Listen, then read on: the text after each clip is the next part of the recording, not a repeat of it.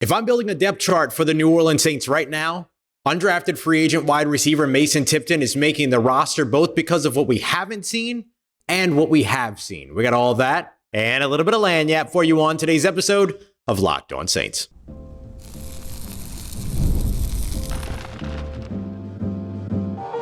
You are Locked On Saints, your daily New Orleans Saints podcast. Part of the Locked On Podcast Network, your team every day. What is good, Who Dat Nation and Who Dat family? I am your host, your friend, Ross Jackson, New Orleans native, your New Orleans Saints expert and credentialed member of the media covering those New Orleans Saints. And on today's episode of Locked On Saints, we're going to be taking a look at some of your insider questions from the Locked On Saints insider group, including why Kendre Miller has to get healthy soon, where he would slot back in if he was, and we'll even take a look at Paulson Adebo. Whole bunch of good stuff coming up for you when it comes to that. We're also going to dive into what you should expect for week 2, especially with the added wrinkle of Jake Haener not expected to be at practice today. What could that mean for how the New Orleans Saints approach the quarterback position later on today? We're going to kick everything off, take a look at the New Orleans Saints wide receiver room and what their depth chart looks like as of right now and why Mason Tipton makes the roster for me if I had to make one today. We appreciate you very much as always for making us your first listen and for being an everydayer here on the Locked On Saints podcast, which is a proud part of the Locked On Podcast Network, your team every day. Today's episode of Locked On Saints brought to you by our friends at FanDuel, where you can make every moment more, especially all summer long, where they're giving away a free boost or bonus to all customers. There's something for everyone every day, all summer long over at FanDuel. Just head over to FanDuel.com to start making the most of your summer. So if I'm making a New Orleans Saints depth chart right now on Monday, August 5th at whatever time you're watching or listening to this, Mason Tipton is making my wide receiver roster. He's making my wide receiver depth chart. If I had to build it out right now, the first two are easy. Chris Olave, Rashid Shaheed, those are your star guys. That's the majority of your offense right there in terms of the passing game. That's the majority of the production you're going to get at wide receiver. It comes down to those two players. Right after them, I've still got Cedric Wilson as the third wide receiver. Came back from his injury and has looked good out there so far. Looking forward to seeing more of him today. Again, in a padded practice, a little bit more physical, all that kind of stuff. So looking forward to all that. And then my fourth wide receiver as of right now would easily be undrafted free agent out of Yale, Mason Tipton. The guy just keeps making plays. And look, it's really, really tough sometimes when you're looking at a player like this because he's an undrafted free agent. He's got all the rookie hype, all this other stuff. So you try to caution yourself. Well, what if he's just another one of those training camp studs that shines in the training camps but doesn't shine during the preseason games or the regular season games? We're about to find that out. Saints will play their first preseason game later on this weekend. Does Mason Tipton fall off of the face of the earth, or does he continue to make plays? Does he continue to contribute? Here's why I think Mason Tipton makes my roster as of right now, and then I'll get to a fifth guy that could potentially make sense for this team. The reason why he makes the roster for me right now is because of A, what we have seen from him, and B, what we haven't seen from others. A.T. Perry, Equinemius St. Brown, Kevin Austin Jr. The other guys I'll give a little bit of slack to because they just got here and all that, like Samson Nakua and all that. But we haven't seen that other wide receiver really leap off the page. Bub Means even has been dealing with injury, so we haven't really gotten the opportunity to see him. He's dealing with a kind of a shin muscle injury, like an injury to a muscle on the front of his leg, of his lower leg. We just haven't really gotten to see anything from any of those guys consistent enough. I think A.T. Perry has had some moments, but he's coupled every one of those moments with a down moment as well. So it's been really tough kind of watching the roller coaster of A.T. Perry to be able to turn around and say, okay, yes, he's showing the consistency that you wanted to see after that impressive outing of 12 catches for 246 yards and 4 touchdowns over the last 7 games last season. So it's hard to bet on getting that production again. And when you're not seeing it throughout training camp, or you're seeing it, but then you're seeing it coupled with some of these down moments and stuff like that too, getting the ball punched out, slipping on routes, dropping passes, things like that. Like those are things that are going to maybe stand out a little bit more about him than the big plays that he does make. And that's just the unfortunate roll of the dice sometimes, is that when people are expecting you to be inconsistent and then you are inconsistent, it's worse. And I think a lot of people are kind of expecting inconsistency from A.T. Perry so far because it is what he has kind of shown so far throughout training camp. And so every time People are watching him to see what it is that he does wrong, as opposed to seeing what it is that he does right. And so then once he does something that doesn't go well, that's what everybody talks about, right? Whereas for A.T. Perry, he's got to get out of his head and not worry about what went wrong. He's got to worry about what goes next. What does he do next? And keep trying to stack good plays. And so if he can do that, then he's easily the fifth wide receiver, because you're going to bank on that potential that A.T. Perry has as an incredibly talented player 10 times out of 10. You're going to bet on that over and over and over again. But when it comes to Tipton, the other side of the coin is not just what the other receivers aren't showing, it's what he is. Mason Tipton is showing that he is not just a deep downfield threat. Is that where some of the biggest plays that we talk about come from for him? Sure, absolutely. When he draws a pass interference penalty down the right sideline, when he, catches a clutch 33-yard pass down the right sideline from Derek Carr in, a timed drill simulating the end of a first half. Yeah, those things are going to stand out. But he's also been a kick returner for you. He's also been a gunner for you. He's also been somebody that has attacked the middle of the field for you. He's also been a guy that's been running drags and slants and operating out of the slot and out wide, like all this other stuff.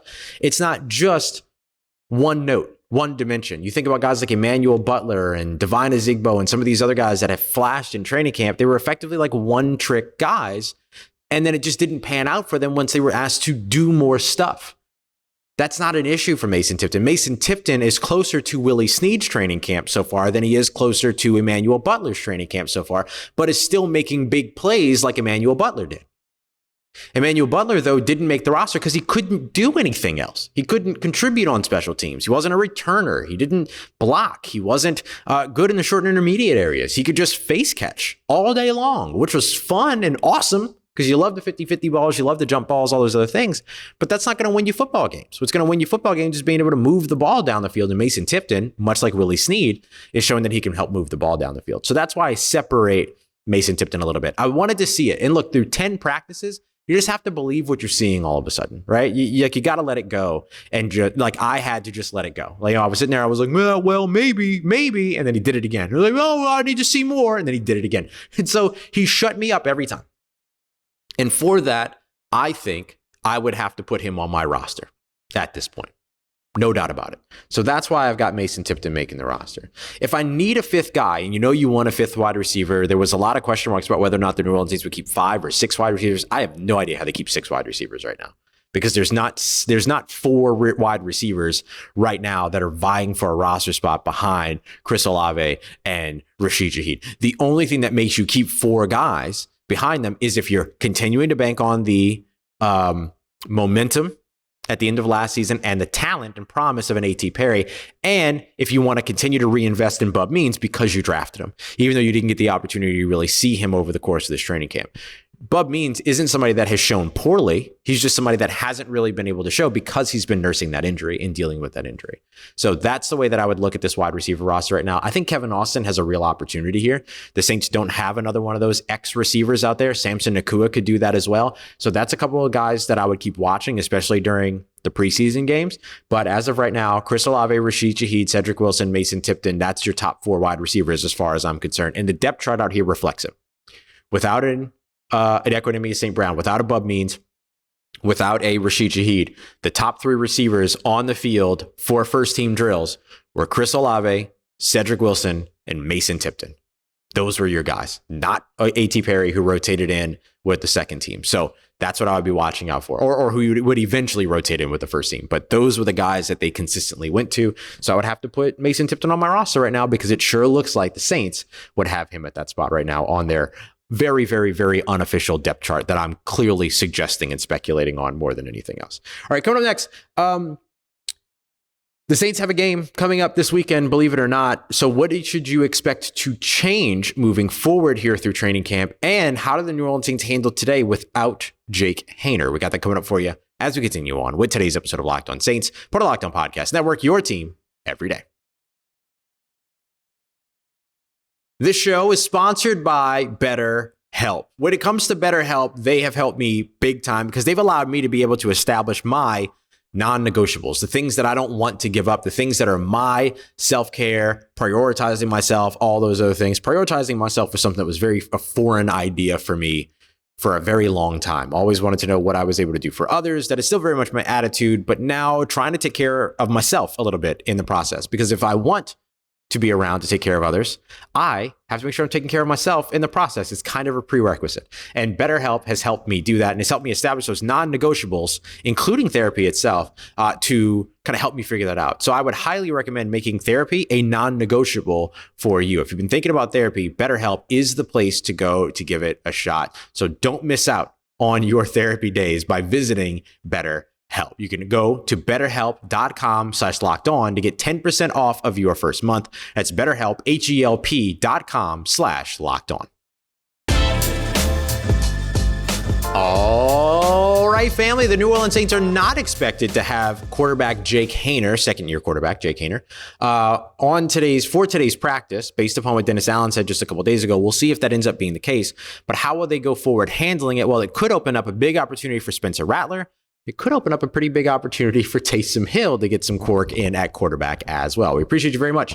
As always, make it Locked On Saints your first listen of the day every day. Don't forget to go and check out the Locked On NFL 24/7 stream. All the biggest stories from around the National Football League covered by the inside folks, the at-home folks, the Locked On experts that know their teams the best. Go and check it out today over on the Locked On NFL YouTube page and on the free Amazon Fire TV channels app as well. Part of Locked On Podcast Network, your team every day.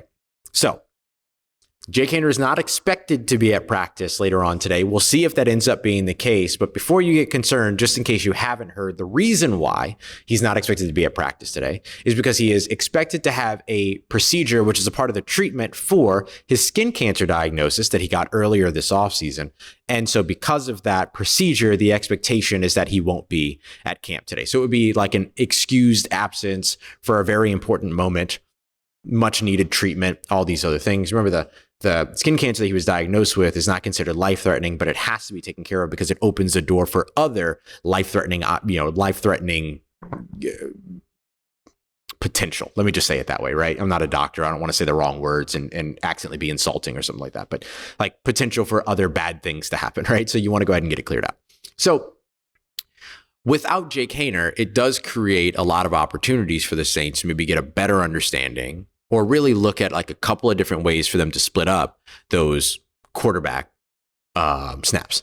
So you could go with a full day, effectively, of Derek Haener and Spencer Rattler. Get a real good look at Spencer Rattler. He is your newest quarterback, your newest commodity. He is this coaching staff's draft pick at the most important position on the field. So if you split him up half and half and give Derek Carr 50% of the snaps, you're helping to get him ready for the season, and then give Spencer Rattler 50% of the snaps, you're helping him continue to develop and get more looks with this coaching staff, get more work with Clint Kubiak and Andrew Janocko with live shots. Remember, they're going to be in or live-ish shots, live simulated shots. Let me put it that way.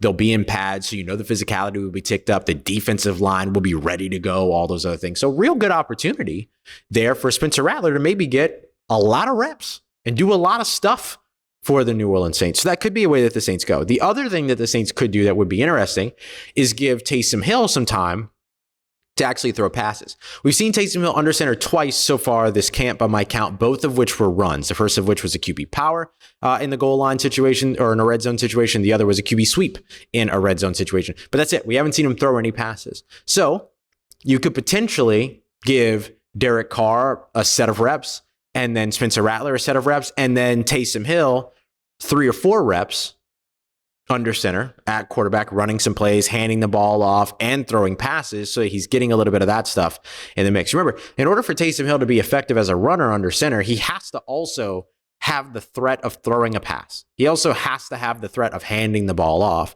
all those other things. Also, a big thing that the Saints will do with Taysom Hill is that they'll run those read options to where he'll take the snap, hold at the mesh point with the running back, read the key to see if the key crashes down. And if so, instead of holding on to the ball, he might tuck and run. Or if the key crashes, doesn't come in and stays out in case he pulls, then you hand the ball off. And so you have to practice that too.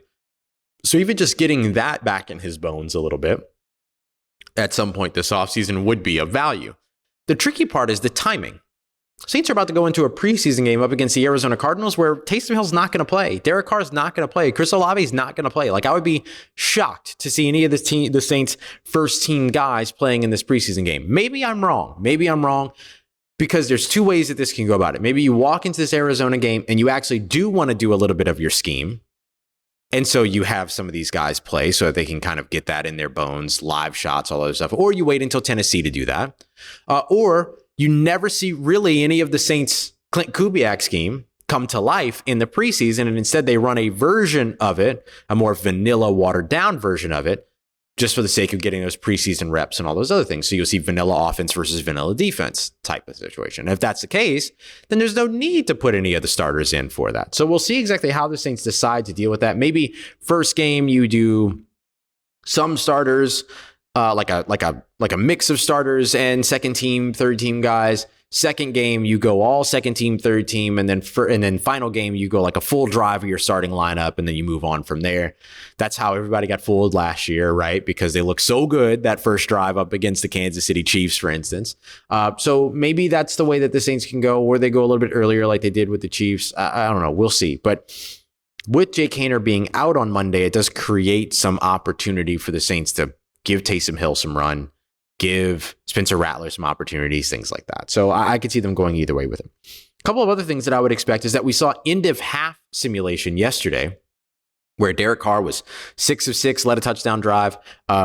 Spencer Rattler not as successful. He was, I believe it was 5 of 9 or 5 of 8, and the clock expired. He almost threw an interception in trying to get the ball out to Dallin Holker that Kool-Aid McKinstry could have picked off and took the other way, but unfortunately just knocked it down.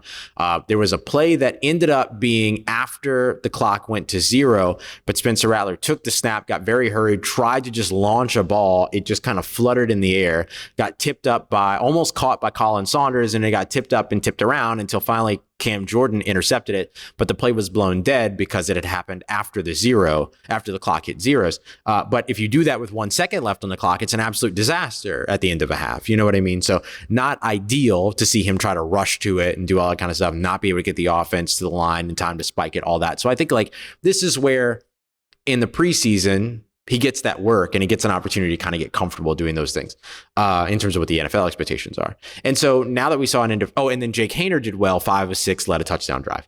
And so now that we've seen that, an end of half drive, I think going to an end of game drive today makes a lot of sense, especially with pads going on and all these going back on and all these other things too. It just makes sense to kind of go to that as the next level, next step in the progression.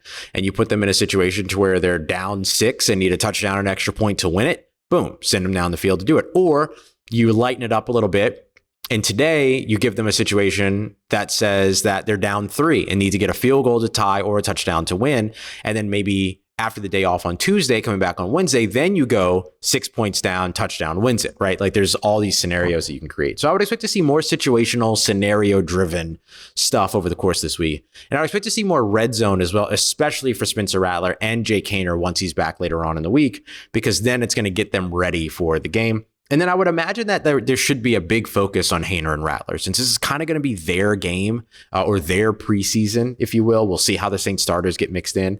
But giving them the opportunities along with second and third team, I think means a lot at this point. So I wouldn't be surprised to see some things weighted in their favor to continue to be able to get some reps before they go up against Arizona in Arizona later on this weekend. All right, coming up next, I want to go through some of the big questions that folks had for me, including from our insiders group, a question about Kendre Miller. If he returned to the lineup, I want to explain why I think he would leap right back to the top, but with some, let's call them exceptions. We got that coming for you as we continue on with today's episode of Locked On Saints, part of Locked On Podcast Network, your team every day.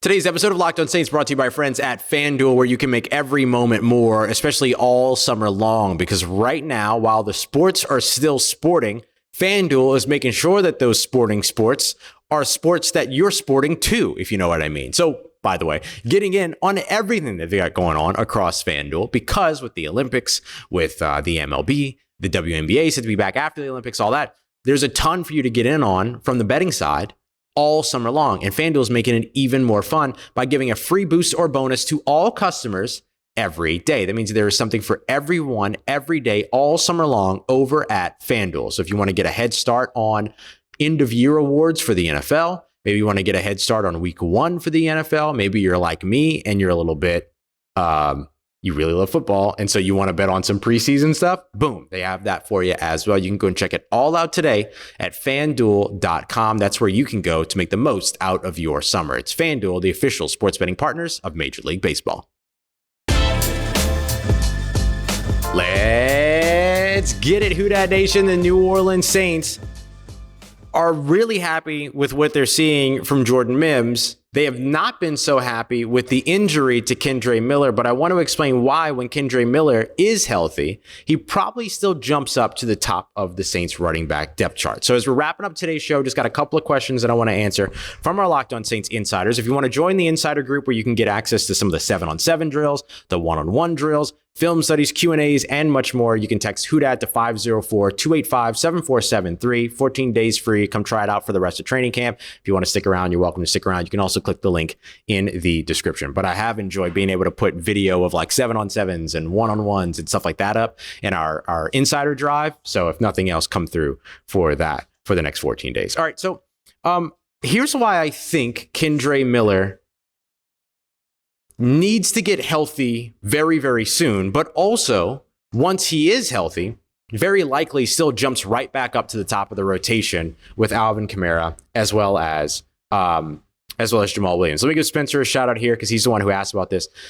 Do we think that the Saints will kind of ride the hot hand with Jordan Mims? Well, they certainly will over the course of the preseason, but we don't know if he's the hot hand yet. Right? We know that he's the hot name right now because Kendre Miller has been injured. He has been healthy. He has been on the field. But do we know that he's the hot hand? No, because we haven't really seen him in action yet when it comes to in-game action, right? So I think that that's part of the caution here is that the Saints have seen Kendre Miller produce. They have seen Kendre Miller have a good game. And so once he's healthy, I imagine that he's going to jump right back up into being the guy along with along with Alvin Kamara and Jamal Williams. But here's my caveat to that.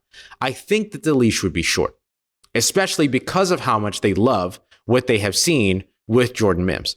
Because at this point, I don't know that the Saints organization can truly trust that Kendre Miller, once he gets healthy, will stay healthy long enough for them to part ways with Jordan Mims and let Jordan Mims go and get an opportunity elsewhere. I think they would have to fight to keep Jordan Mims in the building and keep him as a part of the roster because they need to be ready for Kendre Miller's next injury is kind of the mentality of it all. So that's why I think that, look, you're going to roll with the potential of Kendre Miller because you drafted him. But the thing is, you don't have to worry about bust territory with a 3rd round pick. You can move on from a 3rd round pick if things don't go well. So I think that's where Jordan Mims fits in. Jordan Mims is not in a situation where he's about to make Kendre Miller unemployed. If Kendre Miller ends up getting moved on from at any point, or if the Saints end up kind of giving up on Kendre Miller at any point, it's going to be because of the health stuff. It's going to be because of the health concerns, the injuries, all that. Jordan Mims, though, could make it easier. Jordan Mims, though, could make it more interesting and could help to keep that wide receiver room producing in Kendre Miller's stead if he were to suffer another injury whenever he returns. So that's the way that I would look at the Jordan Mims conversation. Jordan Mims would quickly become the 4th running back once Kendre Miller is healthy, but then again become the 3rd running back if Kendre Miller is not able to stay healthy. And that's where Jordan Mims' benefit is astronomical right now, because I don't know that you can trust that Kendre Miller will be able to stay healthy. Let's go to Dylan's question here. Have the players been given more agency in the offense? So this question was specifically around the idea of helping to create plays and all that. So here's what I would say.